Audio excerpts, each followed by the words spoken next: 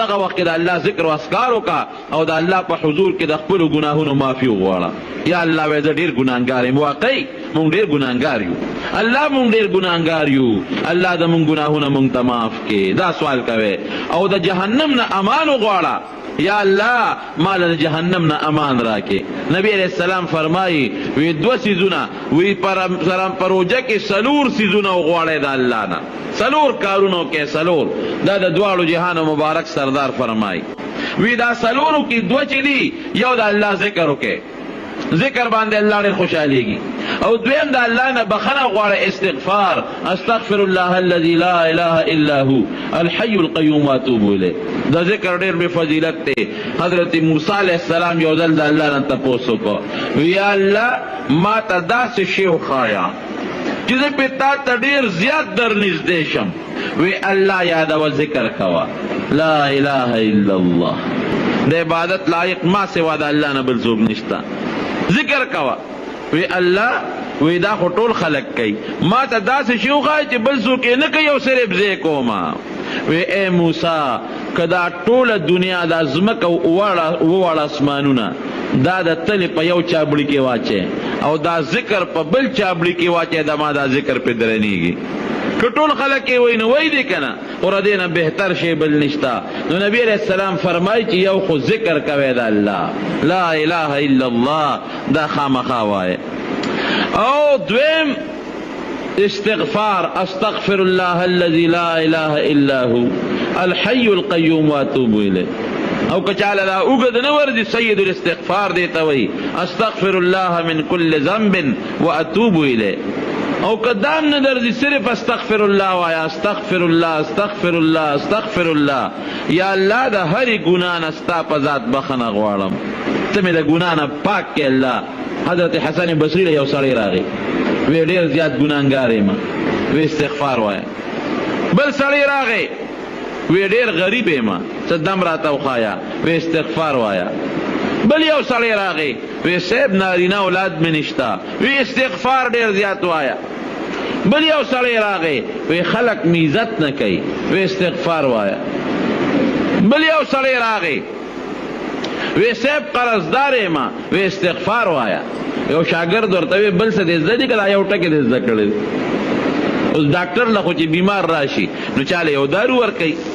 بل بیمار راشي هغه له بل دارو ورکي، بل بیمار راشي هغه له بل دارو. نو تاله چې څوک راځي دا یو ټکی ورته ښیه استغفار وایه.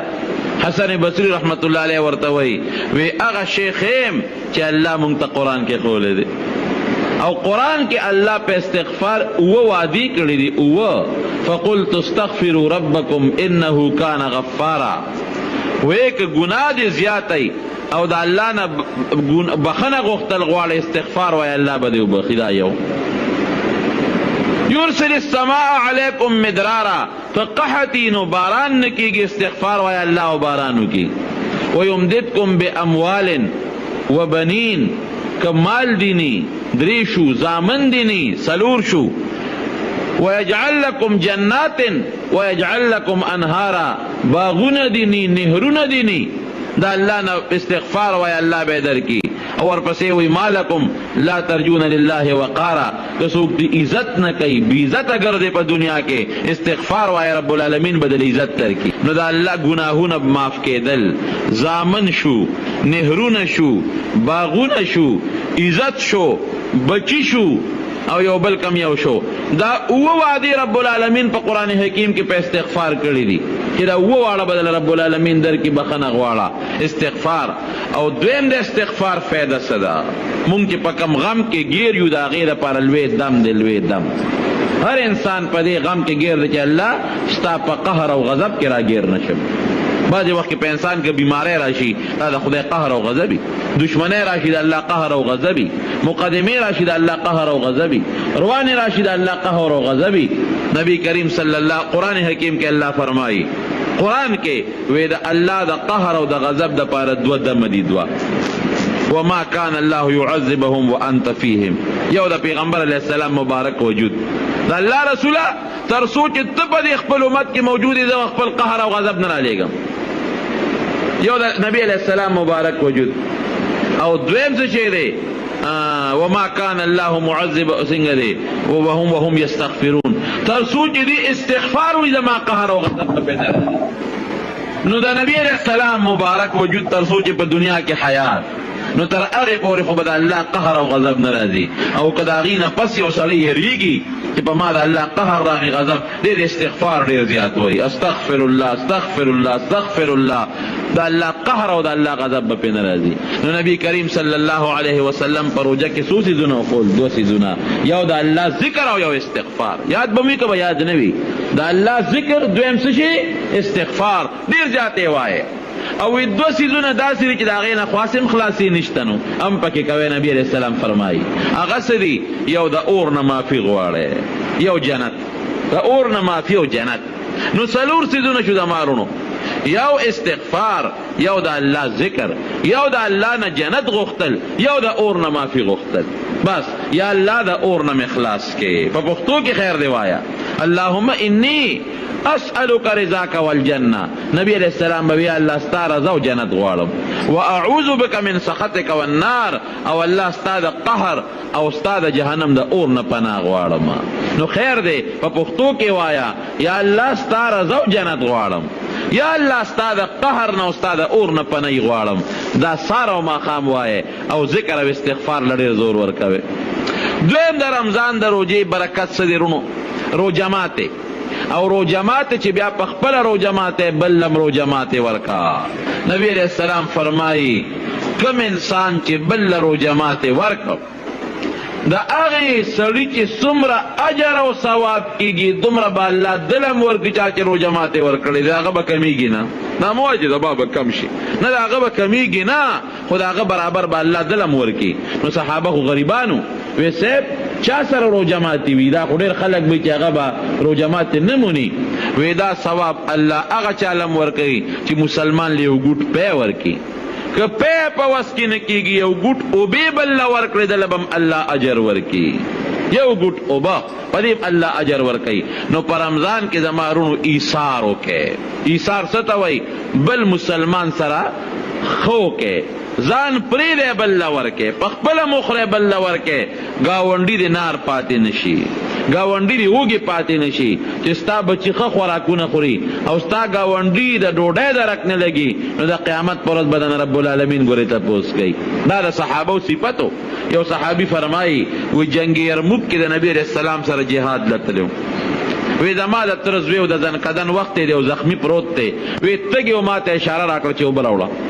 مشک مې د اوبو په منډه منډه راوزغلو او د تره هغه زوی ته مې ور مخکې کړ چې هغه له مې خوله کې اوبه اچولې د هغه سره خوا کې یو بل زخمي و هغه فریاد وکړه او د اوبو ته یې داسې پترس وکتل تږي و د ځنکدن د تندې نه دې مله وساتي وی زما را تره زوی ما ته اشاره راکړه چې ما پرې راغلی اوسه وی هغه زخمي له مې په منډه اوبه وزغلولې وی چې هلته مې وزغلولې د هغه سره خوا کې بل زخمي دی هغه دی اوبو ته داسې پترس وکتل هم غریب تږی و وی هغه دویم زخمي ما له اشاره راکړه چې ما پرېږده هغه له اوبو رسوه وی هغه دریم زخمي له مې یوړې وی د هغه خوا کې بل زخمي پروت دی هغه دی اوبو ته فریاد وکړه آه یې وکړه ورته یې وکتل تږی و وی هغه دریم زخمي اشاره راکړه چې هغه له ورسوه وی چې هغه له مې یوړې هغه نه ساه ختلې وه واپس مې هغه دریم زخمي له راوړې د هغه نه هم ساه ختلې وه واپس مې هغه دویم له راوړې د هغه نه هم ساه ختلې وه د تره هغه زوی له چې مې راورسولې د هغه نه هم ساه ختلې وه دې ته صحابه وایي د مرګ په وخت کې د ځنکدن تنده برداشت کوي خو زما د بل زخمي ملګري له اوبه یو څه خیر دی زه به را تنده برداشت کم او نن موږ څه کوو زما رونو ډېر خلک زه خو قسم دې رښتیا درته وایم دا مالدار خلک که دا مالدار خلک خپل زکات او خپل صدقه او خپل خیرات په خپل ګاونډ او محله کې غریب له ورکړي په مخ د ځمکه به غریب پاتې نشي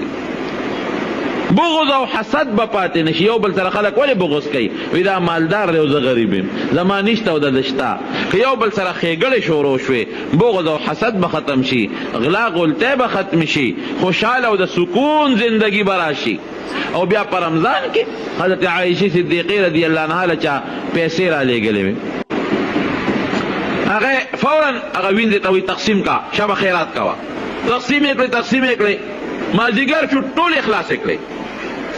یو روپۍ هم پرې نه ښوده چې ماښام شو روجه وه د عایشې صدیقې خادمې ته وایي وی روجه ماتې راوړه وی څه راوړم وی څه نشته وینا وی ګوره به زرګونو روپۍ دله رالې او ټوله دې خیرات کړې نو 1 روپۍ به دې پرېښې وه نو اوس به مې تالم روژه ماتې راوړې ما به هم ډوډۍ خوړلې وه که نو یو دې مې پرې نه ښوده نو عایشې صدیقې ورته وی چې اوس راته وی نو وختي به دې راته یاده کړې وه که وختي به دې راته یاده کړې وه 1 روپۍ به هم دې پرېښې وه یعنې دومره سخاوت و په هغوی کې چې ځان ته هېر دی چې بېګاله به څه خورمه او چې څه وله رالل ټولې خیرات کړل السخي قریب من الله سخی الله ته نږدې دی بعید من النار د اور نه لرې دی سخی او البخیل بخیل څه شی دی بعید من الله د الله نه لرې دی قریب من النار اور ته نږدې دی نو سخاوت ښه شی دی او بیا په روژه کې چې ګورې سخاوت پرې نه دی روژه کې ایثار وکړه قرباني ورکړه ګاونډي له ډوډۍ ورکړه روژه ماتې ورکړه جماعت ته کجورې راوباسه بل مسلمان له ورکړه دا د دواړو جهانو د مبارک سردار وینا ده بل غیبت مه کوه غیبت دې نه به ځان ساتې په روژه کې او دروغ به بلکل نه وی ما وی چې په غیبت او په دروغو د روژې برکت لاړ ختم شو رسول الله صلی الله علیه وسلم د رمضان متعلق به صحابو ته ډېر لوی ترغیب ورکو او فرمایل به وی د رمضان د پاره د شو قدر د میاشتې خیال وساتئ ګوره دومره د شو قدر میاشته ګوره ولې چې د شو قدر میاشت معلومه شي نو بیا رمضان اسان دی که چېرته میاشت ولیدې شوه خو ډېره ښه ده که ونه لیدې شوه نو د شو قدر به 10 پوره کې نو بیا به د رمضان روژې نیسي